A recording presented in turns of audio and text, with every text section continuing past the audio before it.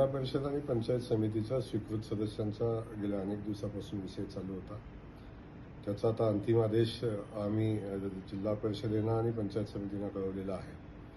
जिल्हा परिषदेमध्ये 10 सदस्यामागं एक जिल्हा परिषद सदस्य स्वीकृत म्हणून घेता येईल आणि त्याचबरोबर त्याची संख्येनुसार वाढेल, पण कमीत कमी 5 आणि त्याच्यापुढे 10ला 1 अशा पद्धतीनं स्वीकृत सदस्य घेण्याचा निर्णय आता झालेला आहे. त्यानंतर पंचायत समितीला आपण कमीत कमी 2 किंवा तिथून पुढे 5 सदस्याला एक जिल्हा पंचायत समिती सदस्य स्वीकृत घेता येईल अशा पद्धतीची आदेश आज शासनानं निर्गमित केलेला आहे. आणि आता स्वीकृत सदस्य घेण्याच्या प्रक्रिया खऱ्या अर्थानं आता पुढे जातील.